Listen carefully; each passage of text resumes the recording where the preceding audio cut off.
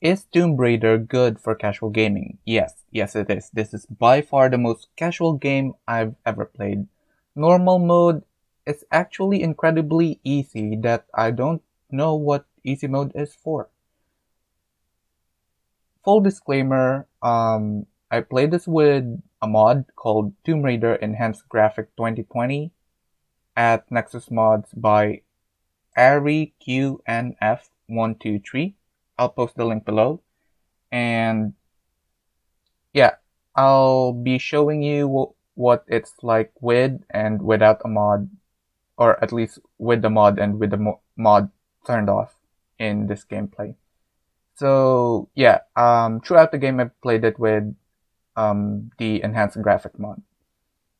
So anyway, um, usually I don't really mind if the graphics is old. I mean, I played Witcher 1 without any mods to, you know, anything graphics wise, and I enjoyed it. I liked it a lot.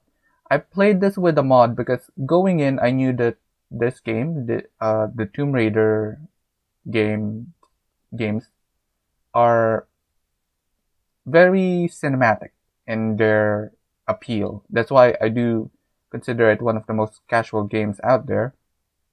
It's very movie like, so it a lot of it does rely on the graphics. And back in 2013, this actually I believe was one of like the most beautiful games out there, and it still is without the graphics. However, the graphics does the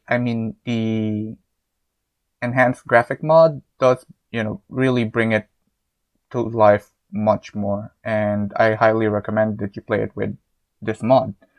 So because yeah, it is because of it, you know, being a cinematic game and all.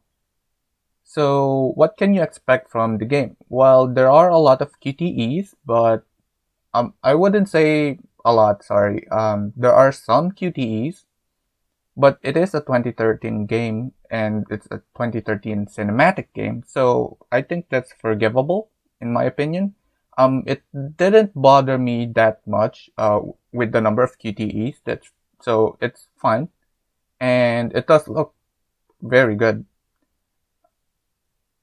How about the combat? Well, the gunplay is actually really good. I'm maybe not for hardcore, like, you know, if you're really into FPS games, if you're really into shoot or even TPS games, third person shooters, maybe this gunplay would be lacking for you. But if you're just a casual gamer and you know you just like shooting stuff in games, you would have fun using the guns and the arrow in this game. You can pull off headshots easy enough with arrows and I believe the rifle. You can headshot people with the shotgun, but of course you'd have to be closer to them.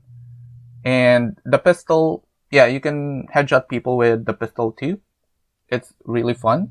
Um, the enemies also react um, as to where you shoot them. I accidentally shot one guy, but I failed to record it. I don't record my gameplay sessions simply because I don't really want to. I just create the videos after I've already finished the game. So yeah, I accidentally shot this one guy in his private area, and you know, he immediately went down covering that area. So that was really funny. It gave me a chuckle. Um, there are like sort of execution moves here. Um, if you damage some enemy enough, there would be an icon like a skull icon. And if you've unlocked a certain execution move, like it's in the sort of skill upgrade menu. Um, while let's say you're carrying a rifle and you melee, because you do have a melee weapon here, the pickaxe. If you melee a guy that already has like the skull icon on top while you're holding a rifle, and you've already, unlocked the execution move, you will pull it off. It's very cool. Again, very cinematic. I've done it a couple of times, with the rifle, with the shotgun, and I believe maybe 1 or 2 times with the bow. Yeah, it's very cool. So now, you're a tombraider. It comes with the name. It's a collectathon. You're going to find a lot of artifacts. You don't have to, but you can if you want to.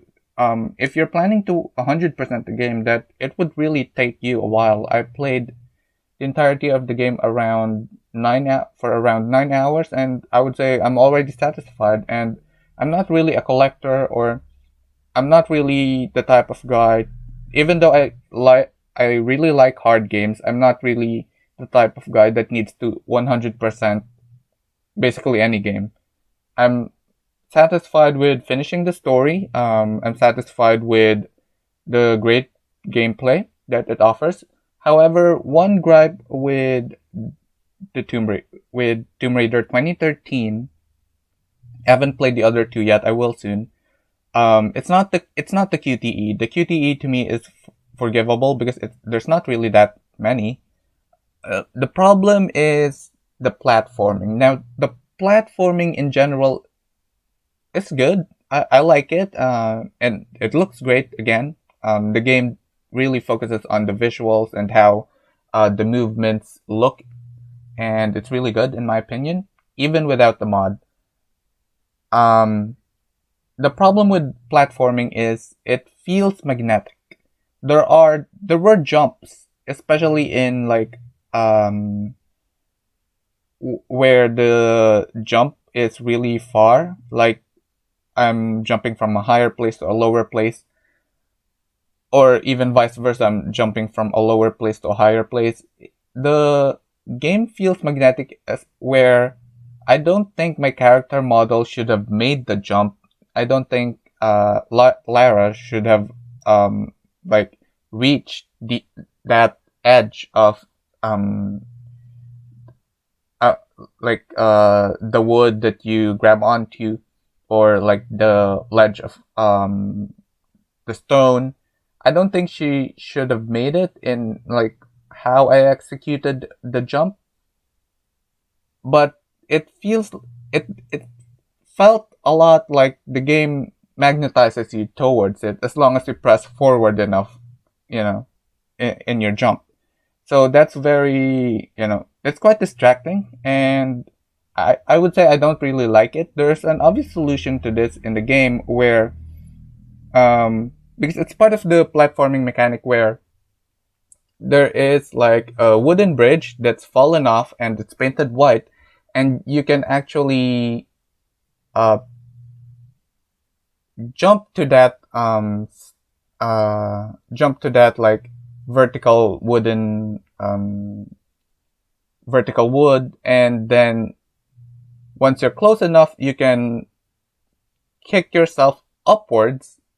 Lara would be kicking the bridge herself from the bridge upwards, to reach the ledge. And I think they could have just implemented that more so that they wouldn't have to resort to magnetism, where it feels like your character is still adjusting, even though adjusting to actually reach the area, the ledge, even though you should have not been able to.